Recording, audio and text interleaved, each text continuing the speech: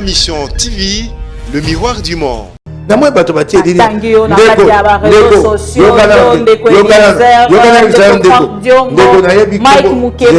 ndeko na yebi yote to malembe na yebi yote na moni otie lili na ngai osangisi na badiongo na baelize bato ebele so motoba fanchi kalon bato ebele ndeko nabi oza motema mabe yo nani oyo simbika yo zo pe kolela yo kolelaka tato yo osali baki lukwebo mabe Union sacrée, j'ai dit, il y a Panji. Vous allez nano.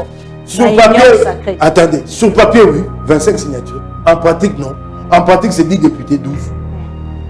Ali Motinda, il y a Panji Sango. Pratique, moi, il y a quelqu'un qui a Panji Sango. Un politicien. Il faut un capazan. Bon, commission, la vidéo, tu m'as engagé, c'est ça qui m'a dit. Quand c'est 10 jours, David de Moké. Solo nango ezali Jantidi Ngobila a commis pena isika o kamera komaka liboso te bakanga Félix arrive na Kabila boko kosa eko kenda te boko kamabunda te boko katambo te etumba yaki madelo ba dongolo miso ba vandi nye wana muno kwa ko banga kokini ya kobundisa na ba frustré ba balobi na yo o edwiye wana ayoki yango. Comment David faut que quelqu'un a zando? Et là que ça mérite. Matitio au contempo kale la game si Jatingo bila oyo ko boma bana ya mboka ba kongomani na bokono. Matitio ya ngomba na ngomba ya lika kawana Jatina longolia moto. Tozwinde la muka toye na ngona union sacrée. Est-ce que una la muka ape na muka résistance et kondongwana na la muka union sacrée. Alors abungisi kitio ba pesa ki. Oh, ya bana ki sasa ya bakongomani ya bunzi. Azali na yango. Et pour y Obi Montaïgo comme vice-gouverneur. Mais ce serait la pire. Pas seulement vice-gouverneur. Congo bila bozali pe ko viser. Non, Obi Monto oyo. Soko Monto ako ako isango bien pour bonga en politique, c'est un péché. Pas bingam. Si ka Obi, otenga comme moi Monto mon Obi alinga comme vice-gouverneur. Mais ce serait la pire erreur stratégique que l'IDPS commettrait. Parce que c'est un Ngobila qui contrôle l'Assemblée. Nous nous battons avec l'UDPS comme moteur pour imposer l'union sacrée. Ce que l'UDPS a quelqu'un qui a le PC Ngobila, un candidat gouverneur, il a comme vice-gouverneur. Qui veut savoir Covid? Et du nouveau à Kinshasa, le complexe hôtelier Tremplin Royal sous Kanamasoro. Vous qui désirez passer des nuits inoubliables, l'hôtel Tremplin Royal vous offre un service de haute qualité, de chambres modernes répondant aux standings internationaux, salons et salles de bain bien équipées. Votre sécurité est assurée, les portes électroniques et même un coffre-fort dans la chambre. Tremplin Royal dispose d'un restaurant VIP, des plats de différents goûts à un prix hors conquérant, de boissons de toutes marques accompagnées d'une musique douce. Ce n'est pas tout. Pour vos déplacements, Tremplin Royal met à votre disposition une voiture pour tous vos déplacements et un groupe électrogène industriel pour faire face à la coupure d'électricité. Pour vos cérémonies de mariage, de collations, spectacles et autres événements, Tremplin Royal met à votre disposition une salle de fête de 300 places avec un décor de couleurs selon votre choix. Nous sommes situés au numéro 23 de l'avenue Aérodrome dans la commune de Barumbu. Référence stade municipal de Barumbu. Pour tout contact, appelez-nous au 081 570 78 00 09 98 55 22 96 et Salemananouté. Le complexe hôtelier Tremplin Royal, le confort et les nôtres sous Kanamasolo chez Tremplin Royal Kanoka Kae. Bon mardi à vous tous fidèles de AM TV. Merci encore une fois pour votre fidélité et confiance. Vous allez renouveler chaque jour dans le Congo, émission à Pro Congo. Et je pense que Pro Congo, ici, Bazali présent pour Nakolanda.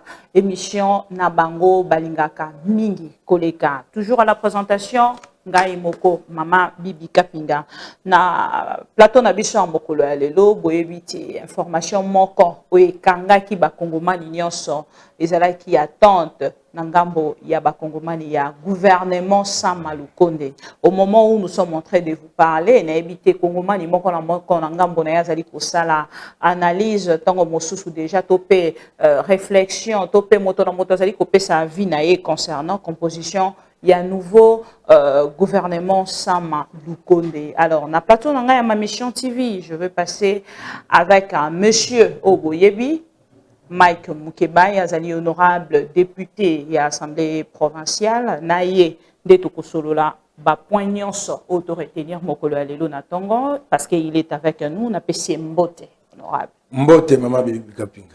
To sepeli komona yo lelo salibiso penza esengo komona to ye après juste sorti ya gouvernement et zala qui rendez-vous déjà calé mais bon votre point de vue après sortie ya gouvernement bato bazela qui penza ebele 56 membres 11 reconduits na ya gouvernement Ilunkamba 27% de femmes 28 jeunes au bazali na taba 47 ans. Ndeko Mike Mukebai. Ouf. Oh. Touti mosika. Ouf. Tango to bandi etumboyo badongolo miso na batwali kundu basaki nyonso te to komisango na sukate. OK. Kochola kofinga ekotambola te. Félix Alibe na Kabila boko kosa ekokenda te. Boko kamabunda te, boko katambo te. Etumba eragima lelo badongolo miso bavandi nye. Selon yo bavandi nye. Po yo ki balobi? Bazoloba. Po ya suka etikela ki yango ya kotia gouvernement. Ya suka. Oyo tozali ko banga te mamosu te to panzana. Oyebi sami na matate bele lelo basiliki babimi bakei na pesi bakonzi banso ya Union Sacrée Longonia na komanda na mokonzi na ngai Moïse Katumbi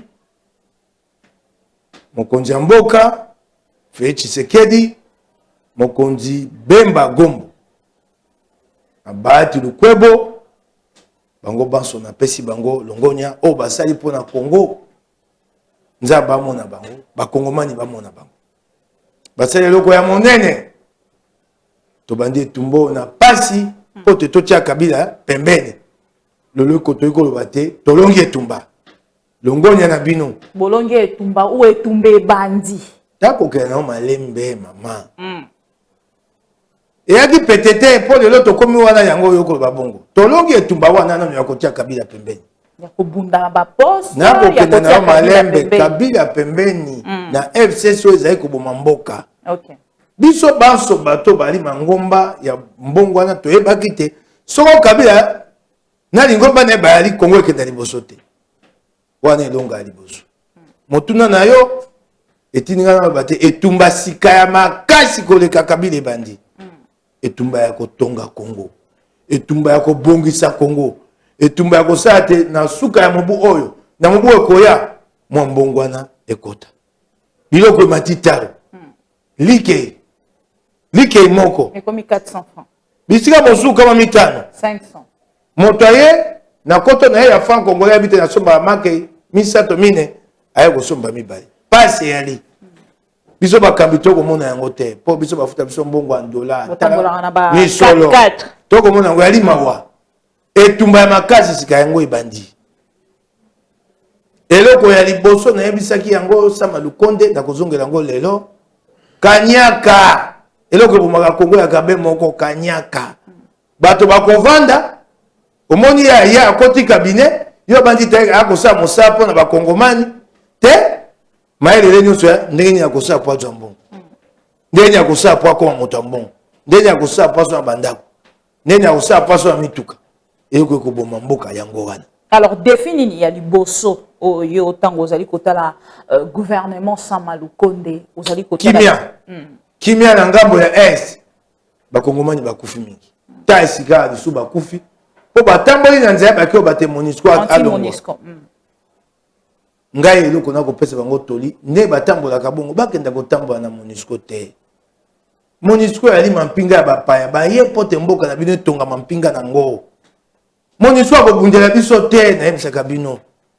Soko lelo basoda ya MONUSCO bakomi kokufa bamboko etinda bato na bango bakoba bozonga ya mboka na biso boyebaka yango esengeli moto molunge wana bakotia batiango nde na mokonzi ya mboka po abongisa mampinga bandeko bokenda nzela malamu te botika MONUSCO. MONUSCO aye banda aya te lelo Kabila seni na mampinga. MONUSCO ayaka po asunga bino ntango ye ayali wana bino bosali mosala botongi mampinga ya bino. Ata lelo biso totuto bate basali mpe MONUSCO mosusu to na Mali. So tozwi mampinga oya biso totindi kuna boyoki te lelo bakufi zomi lelo bakufi kama lelo bakufi koto 1000 boba te bana biso bakufela nini weba te bato ya MONUSCO bayaka mpona kokufela biso te baye mpona kosunga biso bandeko batamboli nakoyoka mpasi na bango nakokabola yango na bango yako pole eloko nakoyebisa bango batelemela nde biso bakambi ya mboka biso nde esengeli nyonso ake lelo toyeba kobungisa mampinga mpo kimia ekita na este. Ozali kotalisa mbongwana honorable Mike Mukebai. Soki tofandi ndenge tofandi na plateau bandeko ebele bazali kotala biso dans le 2 ans. Kolekisanga pe ngonga mingi te makambo ya te. Kolekisanga makambo ngonga mingi te makambo gouvernement central. Ngai na sina bundaki etumba nyonso ake ye jongisanga mingi na makambo ya mabe ya Gentili Ngobila. On oriente, c'est moi qui oriente l'émission honorable. Ndeko Sama Lukonde na oui gouvernement ndenge na ndeko loba tout à l'heure chance nini tokopesa bango na temps oyo etikali pe bilan nini tokosalela bango dans le temps là est-ce que baroza penza na possibilité ya kosunga to pe kokotisa mbongwana ndenge yo uti kotalisa tout à l'heure na lobi na yo eloko aliboso esengei basala babimisa mbongo kaka ndenge mbongo ekotaki bakenda kosimba masini ya mbongo te o babalolaka FMI na banque mondiale basi basiliki babite mboka na boyenge beni ya misolo ekotambola malamu te soko babundi etumba wana lobi FMI na banque mondiale bakosunga biso poto wana posa ya lisungi na bango eloko ya liboso Sama Lukonde tu ne dépenses que ce que tu as produit. Bimisa kaka mbongo oyo kokenda kosimba masini wana te planche billet ebomi bisolo tamboka mboka na pasi bako bate réserve de change comme soko na 300 millions de dollars sur na c'est à 300 millions mboka na pasi ko sekante Kabila ko seka biso pa ali atiraki yango à plus d'1 milliard Kabila ko seka biso na biso ya solo ozoyeba quand même et sengo na seki pote na moni yo moko moto zo na kati ya union sacrée na makolo na maboko ozali pour reconnaître so likambo etamba mamote Kabila atiraki on a plus d'1 milliard sikawa 300 millions tango bako ba o yali 600 millions o réserve déjà 600 millions so 650 millions wana na mbongo ya nyongo ya FMI o ya FMI yebo ete ya makasa mbongo yete ya ba écriture o ya biso ekiti na se makasi ya koleka te ya koleka esengeli bakanga mokaba bayeba te babimisa mbongo be oyo koti olelo IGF azali na nzela te eyali mbongo ya koyiba te eyali te gouvernement bamosusu ntango amona mbongo ezangi eyali na ndingisa na ye akoki kosala planche ya billet kasi planche ya billet wana nde ezoboma mboka planche ya billet wana nde kopesa FMI na banque mondiale kanda. Alors lelo ozalaka journaliste lelo moko ya biso na ngambo ya communication ndeko honorable Patrick Muyaya commentaire nini na pesi ye kaka longonya mingi sika tozali kozela mende o malanga zonga lisusu na pesi ngai nayebaki te par rapport à expérience nayebaki te mende kote na pesi ye longonya mingi abi na ye malamu ye pa komi toma ya mboka ali elenge akosala mosama yamo kasi ndenge bino bokanisa ya te kwa Mukebai akomi motindani ali motindami ya bapandisango Patrick Moya akekuna po bapandisango te a politicien lingomba na ye motiti nakoyebisa bino ya solo songolo boye azaka journaliste akenda kuna ta makambo ça bon je ne suis moi par exemple je suis pas le représentant des journalistes ba journaliste ba ponenga pati nanga non je suis pas le représentant des journalistes je suis politicien Rogangai so motoza mo palisango akomi politicien so asali mabe moninga moko azali mo palisango akomi yango yoka aza moko ya biso na yesu moko na binote na china longwa OK muya yaza yesu moko na binote ay politicien moto palu to sene bosaka makam ote kokoma mabete loko eza koko chomba ali moko na yesu moko na binote asa longwa politicien faut le traiter comme tel OK botika makambo wana pe mwana boye ye kuna sorte asai mabe okomi yango abengi bapanisango tala moninga na baninga bakomo benga yo oyo aza moko na bino te c'est un politicien lokola ngai na moko na bino te so bino bozwaka nga bongo bolongola ngai na moko na bino te oyo amoni asai mabe akomi yanga mpe balobaka na ya lokuta bakosela ya ngai nalandaka ngo te oboyeba ndenge nini soki ezali ya solo to ya lokuta balobi na kombo na ngai moko so ngai bato bayaki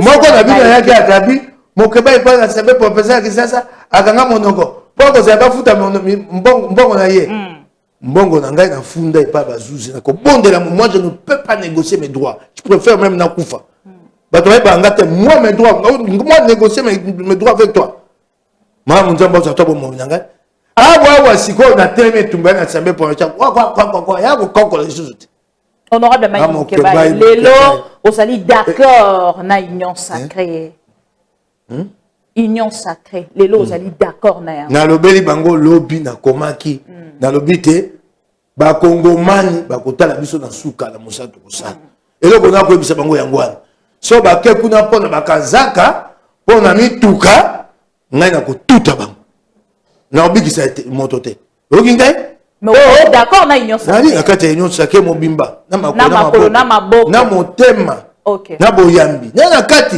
bongo tobundaki tumbo po nini po sika wa tokonza nali mobimba na kati yo bandi ponga na komi tomate ministre tende na koyima na yaka na ebisaka yo na moi bato batie dili ndeko na yebi Mike Mukeba ndeko na yebi yote to malembe na yebi yote na moni otie lili na ngai osangisi na badiongo na ba Elise bato ebele so motoba Francis Kalon bato ebele ndeko na bi oza motema be longole lili na ngai ngala tika ko senga te ba pesenga libonga na tika ko senga te longole liwana ya motema be obebisa lokumu na longola yango ndeko ya réseaux sociaux enlève ma photo là longola yango na biso ata nzambe ya likolo ko sepelate ne ko sali na tikala ko senga te je n'ai entrepris aucune démarche na tika ko mona moto te na ebisa ete je veux devenir na tika ko sa yango te na kata lingo na biso na tika ko mona mokonzi na ngai te pona yango je n'ai vu personne je n'ai entrepris aucune démarche na ndenge na ngana mona ka politique na kobanza tete po politique okoma penza te bandimi politique ya so okoma be ministre so na kwa ministre ba so na kwa ministre te na kosa mosala ngai pa na mais ezali vision ya Mike Mukeba na yebi ndeko wana alongola ndeko longola lili na ngai ndeko ngo pe to ye les réseaux sociaux ezali akolanda ngai nde na ko baboye po nzamba likolo ko sepela te. OK, le message est passé. Les autres bozali na oui ba poste au penza ba pesibino ya malamu ba pesibino ba poste ya malamu au pezali ya kana ya malamu na ya mabe pour batali cité depuis gouvernement zaki ko kangema bozaki ko réclamer ba poste ya makasi na yebisa yo derrière te na yebisa te to so wana boko bosenga ki mine te akati ya cahier de charge obi ba pesibiso ya malamu ngo bani to senga ki budget ba pesibiso te to leli bato ba to senga budget to senga ki yango ba pesibiso te to leli bosenga ki pe mine oh ba pesibino bosepeli na yango quand même ndeko mama bibika pinga tika songi ba pandisango na yebisi yote to si to sai gouvernement to ko kende olingi be olukate esika encore ko benda o yo zo ngolo bisangai na tina lobi te gouvernement ndenge ya liwana to beti maboko to kedi bozo tika songi ba panisa ngona zaka pe mo panisa parce que bato bazali kotalisa na ngambo to sepeli na gouvernement ndenge ezali mama. OK siko lelo bozali na union sacrée to bozali na ngambo ya lamuka wapi motuna siko ya malamu yo tuni bien boko yeba te to zwinde lamuka to yango na union sacrée. Est-ce que yango nde objectif balobi na yo boye to ye na lamuka lokola etumba oyo union sacrée asali eyaki etumba moko na etumba oyo ya union sacrée ya lamuka ya kotia kabila pembeni mbongo ya maikota to zwi lamuka to ye nango na union sacrée yo okoyeba te to ye na lamuka na union sacrée lolenge nini oyo ebisai yo komona yango te nani yo pa alekisi nani oyo Fayulu mbala nyonso so basala eloko ya baninga ya tika ye nango basala na baninga ya tika ya yango bemba pe akatu baninga parce que azali constant ndeko nani Mike bato afayulu so azali kotikala bato afayulu so nakutana bango na nzeba ebisa ngai mba mosu biso tosepelaka nao kasi toliaka elongo ata okei koswanisa biso mingi te kolobisanga makambo afayulu mingi te mpo na koya koswanisa bato ya afayulu babio toli bapesa nga na yoki te na suki wana makambo afayulu lelo bato nyonso bazali kolanda biso ba retenir te lamuka ekomi lamuka union sacrée na lamuka ya résistance lamuka ya résistance ba résister na nani kabila sake ba résister na nani ba résister à likamboni mais bino na kati ya union sacrée bokozala na opposition te bokozala na bato bakotelemela esengeli bayeba eloko balingi ntango tobi makambo te bapona mokonzi ya seni bango balobi te esama boye te bana posa tosala mbongo wana elongo to bana posa ya résistance so bana posa ya résistance bakela na kashamata awa résistance osala yango nani mpo tokosala makasi te démocratie ekota tokosala makasi te tosala bambongo wana soko wa moto ya résistance kende osala résistance na kashamata awa te sika bana posa ya nini ya mbongo wana ya résistance bana posa ya nini pourquoi bozali koluka kosala te lokola ndeko Mbusa Nyamwisi lokola ndeko Fredi Matungu lokola ndeko Félix Antoine Tshisekedi pe ndeko Vital Kamerhe pena sina pesaki yo bakenda sans retour sans réclamation pena sina pesaki yo toli pesaki yo toli mba mosusu na pesaki bango na bi eloko na kosenga Fayulu te alobaka esu te azi asima mobu moko aye sika aye kosala évaluation soko tokomi wapi na nzela ya mbongo wana toli napesaki bango yango wana bato wana bakendaka motoki oyo biso tobimisi na lamuka na ndimi tete bango babimisaki Félix na Kamerhe okotanga bakenda na ntongo batika kobundela ata lamuka ata moke te topanyanya biso na bango na nini na awa na Genève kotanga bango te bango ngana bakendaka na bango biso motoki oyo tobimisi sika eloko yango ekoma ya moto ata bazanga kaso ekomi ya yo okoya kolobisanga maba mosu tika honorable Mike Mukeba ata oboyi koloba bato bazali kolanda bayebi te lelo tokomi ya lamuka union sacrée na lamuka Martin Fayulu siko na maponomi tokokoma na 2023 yo bokotikala na bande na bino ya union sacrée siko na maponomi tokozwa pe bango batie kuna lamuka ape lamuka résistance na lamuka union sacrée alors ndeko Mukeba na kati ya yi gouvernement pour que silisa bato bazali déjà konyonga bandeko ebele batelemi déjà bazali konyonga pour injustice oyo esalemi na ngambo na nayoki bango te banani wana ndeko Steve Mbika azali kotalisa te azalaka union sacrée azali na union sacrée azali kotambola na azala nini na union sacrée amiyele koyela batika kondima ete bongo bino boyaka ndenge nini bino pe boyaka ndenge moko ya ye na suka tosisi mosala bato mosuku otangaka bango te ya ye na suka union sacrée te moto azali na 5 députés obi aye kopesa maboko na chef de l'état na aye na bango mitano lelo azali kotalisa te bozali ko nani oyo Steve Mbika yo ozo mpe kolela yo mpe olelaka tato yo osali bahati lukwebo mabe moto atongi lingomba na ye na pasi monsieur tout se paye ofuti okoyoka yango moto atongi lingomba na ye na pasi okamati okumbi yango na kabila yo na nene nkulu bokotshola ye bokomi kodondwa yo obanzaki mokili yaka boye okoyoka na beti yango atobenga vengeance na beti maboko. Pourquoi au Congo on peut être comme ça? Pourquoi on peut être malhonnête à ce point? Mon totongi le n'a pas si. A tient bongo na ye, beaucoup mon cholaye. D'ailleurs, nous avait donné combien? 5 000 $. C'est quoi? Hein? Mon totongi le logo na ye, comment tu veux combien on pas Kabila? Un projet de toute une vie. Mais à ce qui on a été à Bakiti à l'obité à perdre bataille mais guerre. À cause de tout ma coquine yana. On a mon nom quoi que ma coquine a rebondissé nan. Ba frustré ba. Balobi na yo o eduye wana. Ayoki yango. Oyoki mokili mbanga ntaba. Tabwe kendaki boya bazeke kozongele to. Bon, yango ne jongeli. Bon. Adieu. Ndeko Mike Mike. Ngai pe na ebi sio tin bikai na bobeta maboko.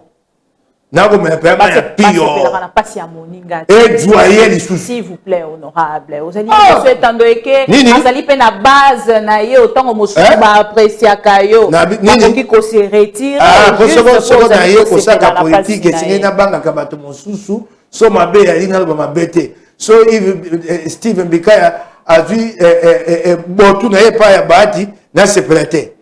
Na ye kuluba yango na melaki maya lobi kopo maya pio ba chimbika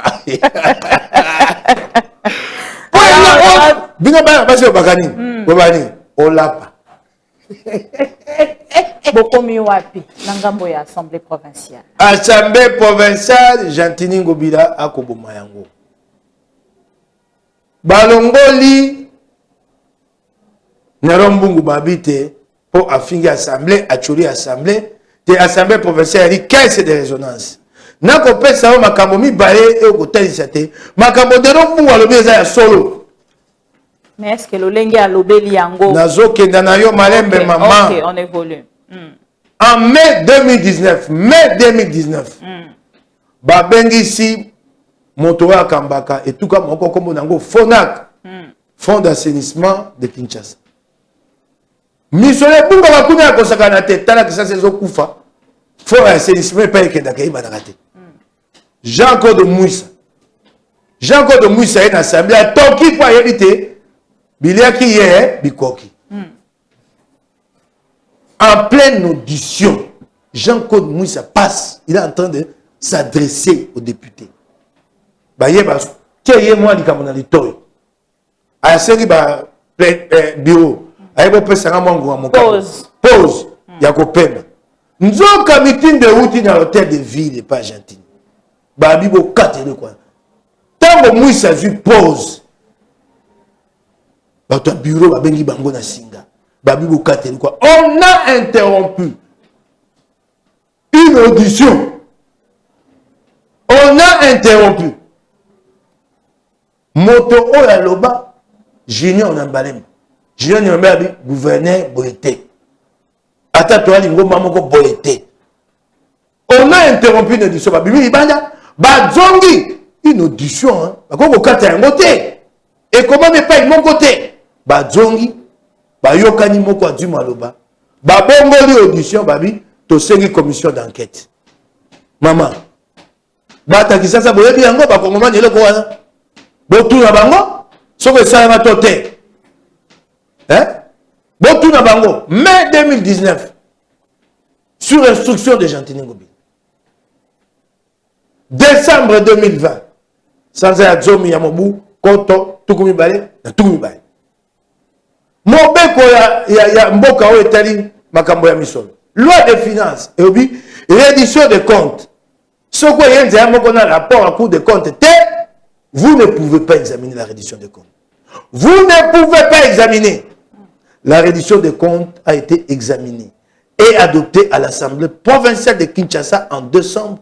Binonyo Soba, député. Sans Bisoto Bimaka Libanda. N'a putain Kazadi, au moins la Kabiso. Pour protester. Wananan, Jantini Ngobila. N'a pas autant à mon son en tant que allez bon ce qu'on est rumbu akosini la loi des finances dit yoga bato akomata c'est un cas de force. Les turpitudes de gouverneurs, vous justifiez ça, vous dites c'est un cas de force majeure. Ce réduction de compte pour solliciter le budget pour le gâter. Les turpitudes, vous appelez ça cas de force majeure. Une défaillance face à la loi. Plutôt que de la sanctionner, vous la sanctifiez, vous l'appelez cas de force majeure. Yoka assemblée de provinciale qui ça. Mawana yo maman. Commission sur le marché central. Juin 2020. Commission wa makabaza de tango bato atambelaka bato bakufi. Commission wa nesengaka biloko ebele. Na kati ya biloko wa nesengaka te. Jantiningo bilation ko lingo tonga zando sala appel d'offre. Asali appel d'offre te. Pour que l'Assemblée provinciale ça c'est bien ici. Une recommandation de l'Assemblée. Mais vous allez honorable. Moi, je vous parle jusqu'à des faits. Je ne suis pas encore dans les opinions. Ce sont des faits. On a un Cambodge, ça m'a tout à fait cause. Commission Sénégate bâtit en place une commission tripartite. Assemblée provinciale de Kinshasa, hôtel de ville, l'homme d'affaires Hassan. Pour battre la magazine, Hassan va débat au salle. La commission a-t-elle été mise en place? Non. Tel Bongo Sika, Nerombo Akosi di Cambodge. Nerombo Akosi di Cambodge. Yo, balobi te sengeli, ozenga ye moto. Et donc on dit Nerombo Akosi. Nerombo Akoki passe. Oh, ndenge Jantingo Belako Bomakisasa. Jantingo Belako Beta Tolo Tenako Tonga Babal. Babal Ako Tongeteni Mokebo Awa. 6 km de route, Elengesa. Tel est là aussi, ça vote. Et bon, 6 km de route, toi. Oui, moto ya boni. Oui, moto ya non. 24 millions de dollars. Pour 6 km de route, s'il te plaît. 24 millions. Moto ya bisinga yango. Alobi tanga kombo na. David Moukeba. Conseiller principal du chef de l'État en matière d'infrastructure. Attends, yoki yango aleli. Là qu'on se perd, bazana zinga ya mokonzo ba ko sala mosala pour ma be o ezana ki ça c'est le col David Moukeba le col Vidier Chimanga ma be o jantina ya l'histoire 24 millions de dollars madame nzela ali à 6 km nzela wana basi ba defeli ngombongo na banki nzela wana ko mbongo wana ba ko defa ngo tango to ali na pendant les vacances. Pendant les vacances, les bureaux exercent certaines prérogatives de la plénière. Où est le PV de la réunion du bureau qui a décidé l'autorisation? Réalité, à ça, il y a un peu de l'Assemblée provinciale, c'est ça? David Mouke va quitter dans Zando Mokola Poste. Tant que toko babo ko mwa biso ko mokeba kaliboma bato mosu babio ali akajati ngo bete na sina yoga mabi ngana yaki bolingo na yo na yaki makwela toko koma wana mais honorable pendant que on évolue le quoi la sina kei keka na kenda kende mobimba ba pekisa ka na kei te ngana sina kei je vous en prie au moins David ko ba kena zando et là ko sa mérité Mati tio okontempo kalela ke bisi Jantingo bila oyo ko boma bana ya mboka ba kongomani na bokono. Mati tio ya ngomba na ngomba ya lika kawana Jantina alongole ngote. Ko buka zando ya pamba ba ko kokate. Nano ba koki ya ngote ko buka ka ya pamba. Jantina ina bilili alokuta lokwa ko buka zando nano akokoka ya ngote tele. Bilili David Moukeba ayana ngo atali site misale ko samate. Compagnie aux Jantina Bétel et tout le sogema. Yoka gouvernement, j'ai amené des partenaires. Monsieur, vous n'amenez pas des partenaires. Vous organisez un appel d'offres. Kasi, ata Bétel bango tout le compagnie on a chez sogema. Tango David Moukeba qui dit Nazando, ça me sert à Buka Zando ya sogema te, a dit construite. Compagnie au Bazalina, Botongi et Lengesa. Baye Wandengeni. Yebisane. Baye awa lolengeni tala makambo Jantingo Beosa pe omoni te mokonzi mboka ali na pasi wana ya bana Kisasa ya bakongomani po ya kabazando po commission ya vidie chimanga chez Saki Musa kasi atindi sous David Mokeba bitalela ndali kabwa malamu solo nango ezali nini Gentili Ngobila akomi pene esika oyo kamera komaka liboso te bakangai mabe na ye bimi akwasu kozonga sima ta ko bongisa ngo esute zando akobongisa ngo esute mabe ese bimi appel d'offre réalité plein réalité elenge sawana mawa tala ndenga kosala amemi mokonza mboka kotanzela sika mokonza mboka bina ko peso mwa miso ye wana lekimba mo entendoke mokonza mboka la kimiso yo tango bandaki yango oza mokonza mboka pa mokonza mboka asi akomi sika wana sikoyo yo moko monaki tango mokonza mboka abimaka na zando bazomelaki Gentili Ngobila awa bakendaka na tata Rafael bazomeli ye lisusu nyonso ekomi osangana iloko moko ekomi osangana etikali moke pop motango alobaki moko muso alors bino moko na ngambo na bino nini ezali kosala te bo régler penza situation au niveau ya assemblée provinciale te parce que bazali kotalisa te bozali kosala eloko moko te misolo eko kaboya biso na assemblée provinciale Kisasa etumba to na ngo na assemblée provinciale Kisasa Gentili Ngobila akobundisa alingi be atika na dynamique na ye o babenga dynamique Ngobila union sacrée Gentili Ngobila panji yango to ya ko panza enseignant na loba yango bokomi de union sacrée ko pa union sacrée bibalete ya union sacrée ba mosu ba zongi na bango na dynamique Ngobila pasi na biso yango etumba to ya nango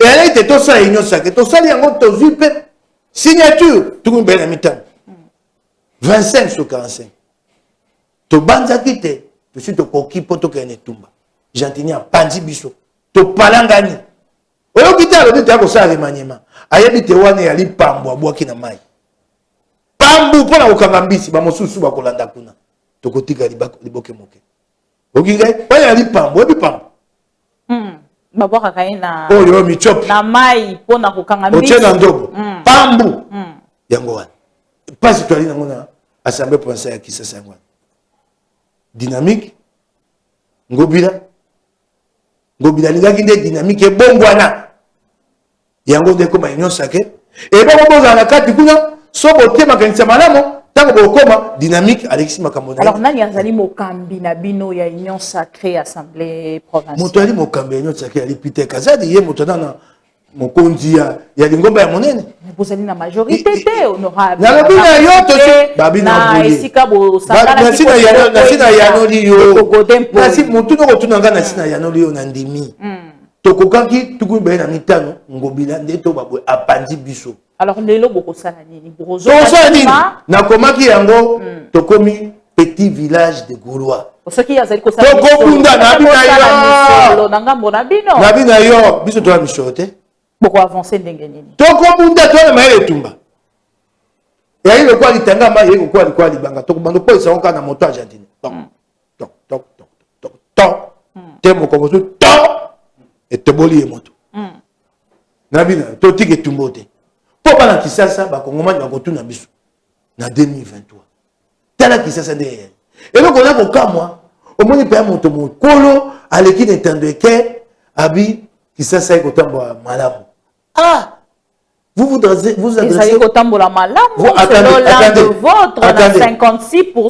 vous vous adressez aux Kinois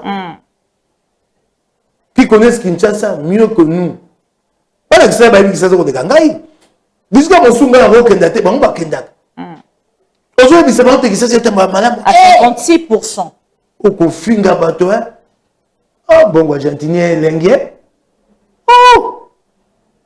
bazali kotanga ope na kati ya misolo ya Gentili malgré yo moko na etando eke ozali penza ko rejeter ozali ko boya yango mais bazali kotanga yo na kati ya misolo ya Gentili kendo tuna ba batenga ba biso pa na joki yango penser les musani kendo tuna bango ye tuna ajoki yango mokoni penser la Ngobila musani non seulement misolo bazali kotanga yo pe na likambo ba poste batangi ngai te mama bibi batangi ngai te na senga moto poste te na sina na lobaki yango epa na te bande kwa ndeko Gentili batangi tozokenda na malembe assemblée provinciale batangi ndeko Bangloire te bande kwa Gentili obakotanga nga bakotanga lokuta Otika la cause misolo. Ah, toke na yo. Likambo a poste. Il y a une mission ici, il y a non lieu. Il y a poste. Na évité son dans l'ébissé quoi. Nga na sona Gentini. Na sanza ya janvier. To benga into sur la makambo ya nyonsa ke. Le quoi comme union sake c'est que ça mon salaire et il m'a proposé un poste, je lui ai dit que je ne peux pas. Même jusqu'aujourd'hui. Ata to yoka na union sake le na kota gouvernement ngobilate. Na wokota te. Na lobina yo ata lelo yote to jokani to jokani na union sake a jongi sima kalise sima, je ne partirai pas, je ne participerai pas. Même aujourd'hui, je ne suis pas disposé à travailler derrière Ngobila. Je ne suis pas disposé, même dans le cadre de l'union sacrée. Mon conseiller m'a dit, si vous voulez, je n'entre pas aucun daté. Il ne m'a pas proposé que ça. Il m'a proposé d'un côté. D'un côté, à Lingomba, à cause de Lingomba. Il m'a dit, j'ai entendu bon m'attaquer dans mon tour. Moi, mon Québec dans le parti de Ngobila. Pour quel projet politique? Son argent lui monte à la tête. Hein? Moi, mon Québec, une cause. Mike. Gentili va compter ses troupes et compte mon Québec. Le privilège. Ngobila tari ba tota tari mon Québec. Quoi? Si atapata na quoi ba baji. Si atapata. Moi, mon Québec, vous le rigolez ou quoi? Pour quel projet politique? Pour quel... Il suffit d'avoir de l'argent pour n'aller pas dans le bandi. Pour quel projet politique? Pour quel projet politique? Honorable Bozali, il y a du salaire. On a Argentini. Au sommet, on a Argentini un jour développé sa compréhension, son projet ou de Kinshasa ou du Congo. Tu as déjà vu ça? C'est top à une vision. Ou aujourd'hui que j'entre dans son gouvernement. Honorable. Comment les pense quoi?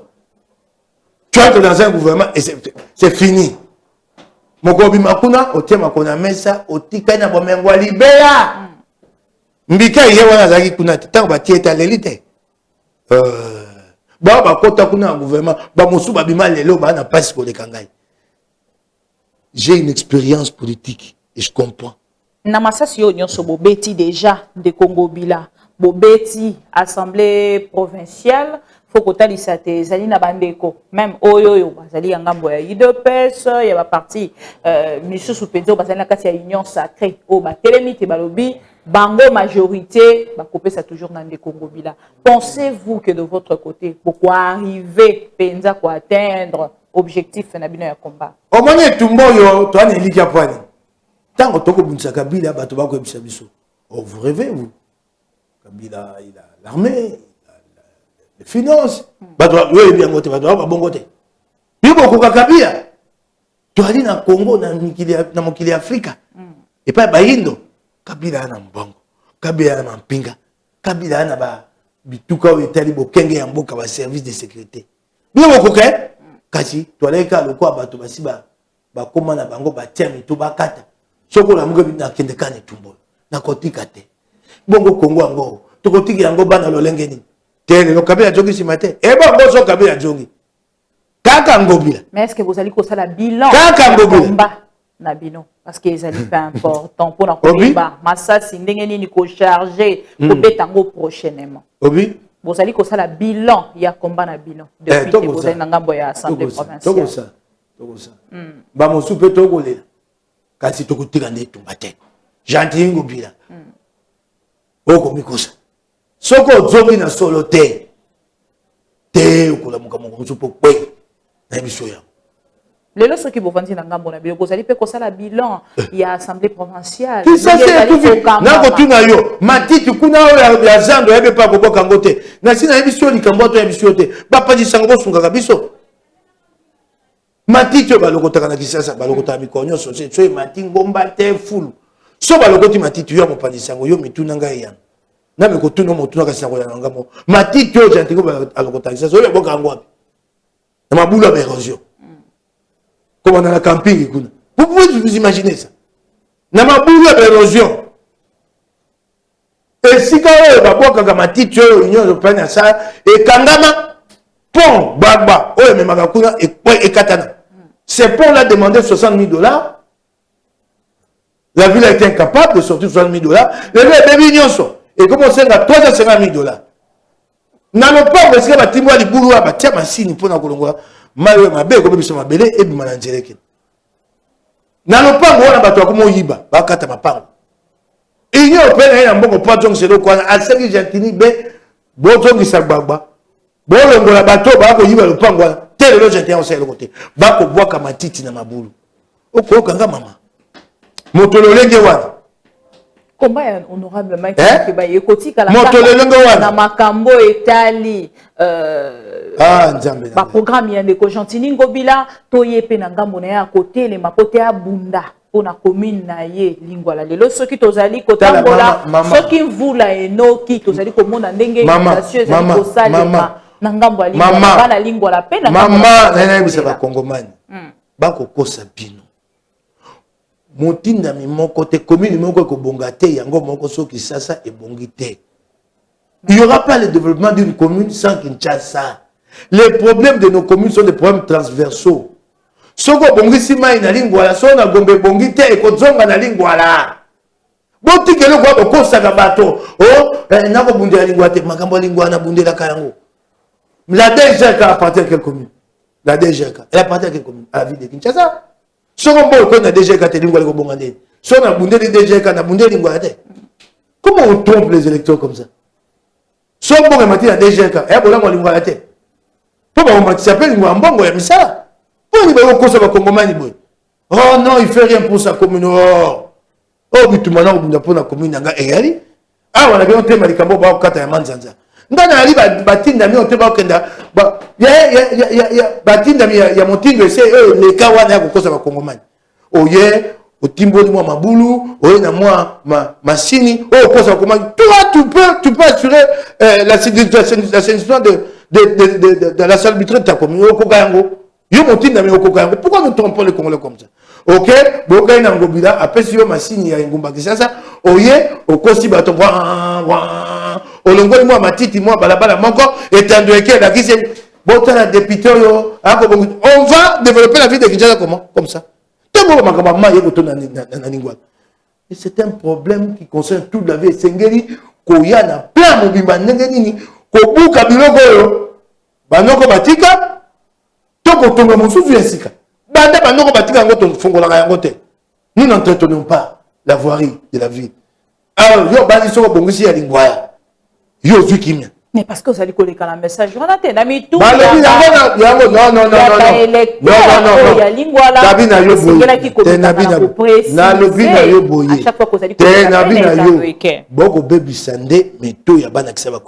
Un député provincial ali na makambo ya Kisasa na makambo ya commune na ye.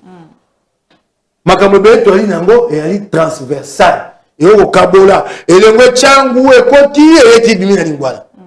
So maeli wana te mituna biso to bongisa Kisasa te. Na peso ndakisa yo fongoli wanzela mai na lingwala. So na gobe ba fongoli te e malonga te. Et c'est n'importe quoi ko pesa lingwala misolo ba pesa pe gombe. Po gombe pas fongola pe banzela ya mai. C'est ça. Donc il y a des problèmes spécifiques à ma commune, je les porte. Mais avant de porter les problèmes spécifiques de ma commune, je dois porter les problèmes de la ville. Na pesika ndakisa moko DGK. Si la DGK est en faillite, attends, passe à monter un point pour qui ça c'est un peu le pas qu'on a. Kinshasa ne vit que de ces taxes et impôts. To komi na suka Mike Mukebai parce que lelo ndeko Godin Poya tikali bureau batikali lelo soki otali omonite majorité ezali toujours écrasante na ngambo na bango otali te ko Mbungu akwei totalement abungisi penza kiti na ye. Il semblerait abungisi moto alingi a remplacer c'est long ba ki ezali ndeko Jekoko to malembe abungisi kiti o ba pesa ki o ya bana Kisasa ya ba kongomani abungisi azali na yango akosi ya ye bana Kisasa ba monyango akozonga sous député te pour akendaki na mandat électif akozonga sous te kasi kiti oyo ya seko oyo ba kongomani Nero Mbungu wali nango bana Kisasa ba moni et tout malin. Zana Kim. Balobi te nyalo mungu batie pembe pour aller incompétent. Ah, ego bate gentini pas. Ma reproché yé na makambo ebele pembe. Ego gentini na ngambo na écoute. Ah, toke malembe. Je vous en prie. Ah, donc gentini aussi est incompétent. C'est lui qui a choisi le mungu comme colistier. Il est mon japonais dans mungu. Et non, il est pour péter, il est bien côté. Il est mon japonais dans taliba tonyo so bana kizabi na poni na mungu. Il est mon japonais kai. Ata batindela ki yeso ko abia wangala. Tango bavanda ke sekata te moto akosesa na musade. Oponi moto. Obi akosesa na musade. Na ngumakisa ça gentil ça musade. Mbugo akosesa na musade. Pour que la ville n'est pas gérée. Avec ce soir, la ville n'est pas gérée. Le gouverneur passe, il est devant un journaliste. Les chiffres sur sa gestion, il les a pas. Mais il y a les politiques. Les chiffres, ça va tout bien. Monsieur, vous êtes préparé pour des missions pour vous adresser à l'opinion. Vous n'avez pas les chiffres. Vous avez biloko moto, razaka moto. Ayebi musala. Ata na ndoto so la musi ayebi sur. Et ali jominami bale adjomi na polo. Yes, gasoko ali na ba chiffres ya gestion ya Bokambi ya Ngubakisa c'était. Dis-moi maman, qu'est-ce qu'il a là-dedans? Mindoule, ya Kofi. Et le Golin. Kinshasa Bopeto. Honorable Mike Mukebai, dans le but tout à l'heure qui est au commune à Souka, mais en tant que politique, miti a peine place de Congo Bila. Kotala makambo nyonso eloba mina nzela nde koneron mbungu soki yo ozalaki na place ya nde Congo Bila linga ki o réagir soki nazalaki esika ya nde Congo Bila tonge ko koma na nde koneron mbungu esika wana te. Voilà. On en est arrivé là à cause de la malgouvernance, de l'incapacité à gérer la ville du gouverneur Jean-Denis Ngobila. Soki nga nalaki wana to ko koma na nelo mbungu wana te. Mbeto so badaye ko sa misaki sa badaka. Est-ce que vous pouvez comprendre? Kinshasa Bopeto, ce n'est pas un programme. C'est une vision. C'est une vision. Il n'y a pas de texte légal qui crée Kinshasa Bopeto. Oui, bien. Il n'y a aucun texte légal. Mais l'homme qui dirige Kinshasa Bopeto, le coordonnateur, nommé par arrêté. Cet arrêté repose sur quoi? Le coordonnateur, dans la ville, lui paye l'argent. Mais Kinshasa Bopeto n'a pas de cadre légal. Vous pouvez comprendre ça dans la tête d'un intellectuel, d'un dirigeant. Pour comprendre ça, ce n'est pas un programme, mais dans l'entretemps, des engins ont été achetés, distribués aux individus. Vous ne demandez pas. Kinshasa Bopeto, Fondation Didier Lola. Mais cet engin appartient à qui? À Kinshasa Bopeto, à la ville ou à Didier Lola. Et les Dakar, on a qui a des problèmes dans le hein? Il y a un coordonnateur, ils sont dotés de véhicules. Ils ont un représentant dans chaque commune. Ces représentants-là en a 25 personnes qui constituent une brigade. Mais si qui sont payés. Quand Jean-Denis est maman, arrêtez-moi ce discours de tous ces fossoyeurs de l'économie de la ville de Kinshasa. Je vais régler ce problème. Et ici à la télévision et à l'hémicycle. D'abord, les Kino ont le droit de savoir. Pourquoi ça vous gêne quand je vais à la télévision?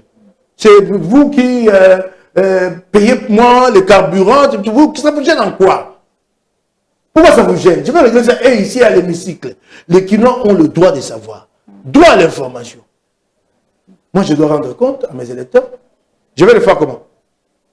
Du porte à porte. J'ai terminé quand? Je viens à la télévision. Et vous savez ne pas y point. Et Talibino. La Sénat montre qu'on est au Kazaka à des fils pour Nayawa.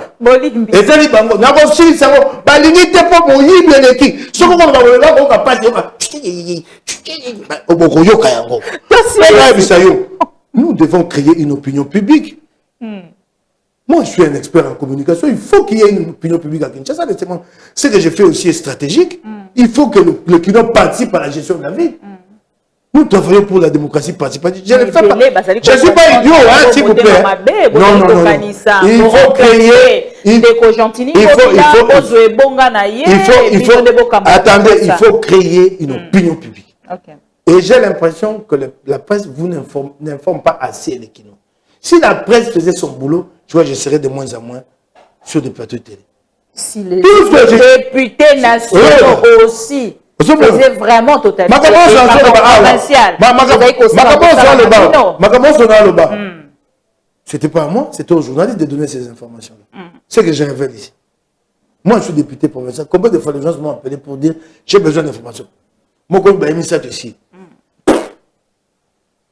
Rarement. Il y a eu une commission sur le marché central ici.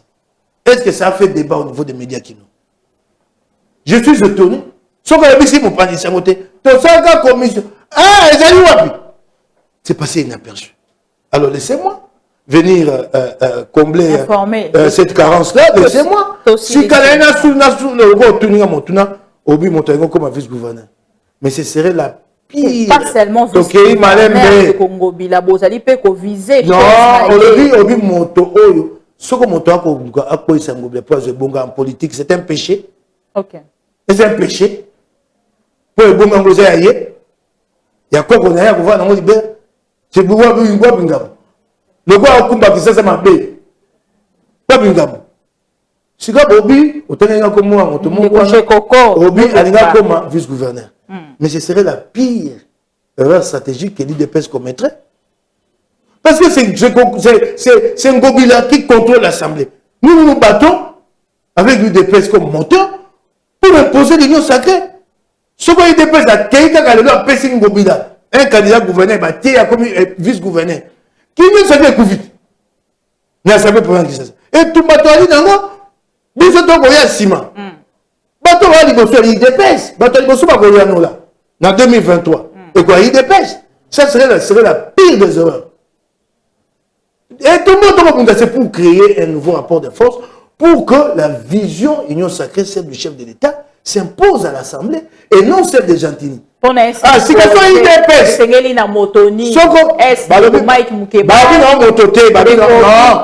te parle pas d'encore. On ne te parle pas d'abord d'individus. On te dit il faut d'abord que l'Union Sacrée s'impose, qu'elle contrôle la majorité. Mais qu'on s'impose battre le rappel de tout, Batobaya, Bakota, et Zateso, Babi, Likaboza, Union Sacrée, Batobaye, Bakoki, majorité, Badekisian. C'est là le danger. Union Sacrée, Yali, Kasimakambo, Osama, l'Assemblée provinciale, dans le Lingue, Gentini Ngobila. Et, sur la Bible, c'est l'Union Sacrée qui a dit, qui a décidé. Alors, ce qu'on a IDPS, c'est le Kouana. Il y a côté, dans le contexte d'aujourd'hui, IDPS à Bigaga, je donne mon candidat. Voilà, je vais passer Ngobila, Makasi, n'importe lequel. Babomi Koboma, Assemblée provinciale de Sasa. Ok. Gentini veut régner sans partage. Aliga Assemblée provinciale, Mogo, Oyo Yesoko lobby, c'est Oyalingi. Et tout bataille, la vraie bataille, c'est celle-là. Le vrai enjeu, c'est celui-là. C'est le contrôle de la majorité au sein de l'Assemblée provinciale de Kinshasa. Les restes, là, ce sont des épiphénomènes. Donc, ceux qui ont aussi les satellites, dans l'Union Sacrée, continue dans l'Assemblée provinciale. Vous allez nano. Sur papier, attendez, sur papier, oui, 25 signatures. En pratique, non. En pratique, c'est 10 députés, 12. Voilà la réalité, Union Sacrée à l'Assemblée provinciale. En pratique, c'est 10 députés, c'est une dizaine. Sur papier, 25 ont signé. En pratique, la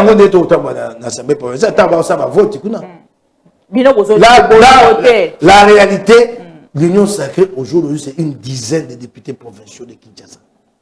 Une dizaine. L'Union Sacrée, c'est la majorité. Il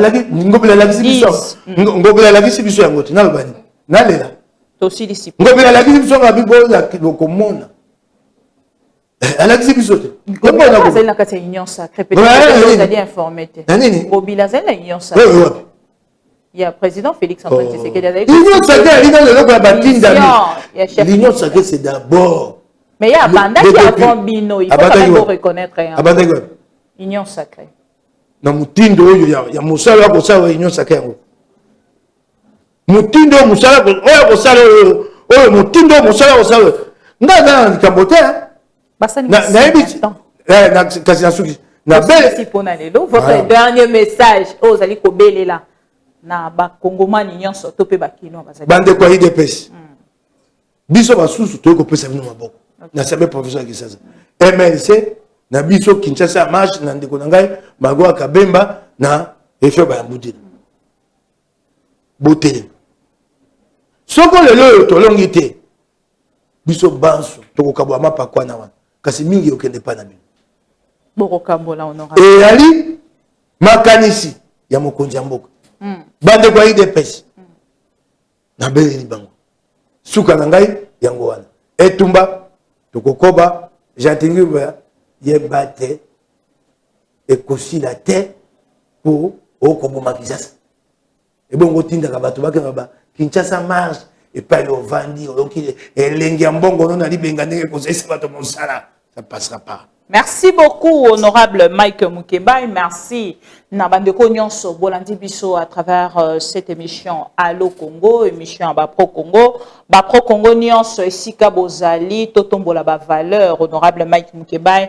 Azali ko dénoncer Makambo Ebele Penza na ngambo ya Assemblée provinciale, Pena Makambo Etali Kinshasa, Bakinoise na Bakinois, Bisika Bozali, j'espère que le message est passé. Bolandi Bisso à travers Applis 243 na Kinshasa. Merci beaucoup à Alissala depuis la France, Zali Kolanda Bisso. Merci na 134 000 abonnés au PESA Confiance na bango. Ah, bakomi boyebele boye. 134 000. Et on a encore bato bato côté maison. Babi aussi. Maison la Bisso Nzambe. Merci beaucoup. On se retrouve prochainement pour un numéro Mosusu ya Allo Congo. Ben, information Mosusu parce que Total Isaka. Ezali mission Nabiso. Merci à Volding Touka derrière la caméra, en même temps machine. Merci à Kiko. Merci à Olivier. Merci aussi à la petite Tabita Njombo à l'assistance. Prochainement, bye.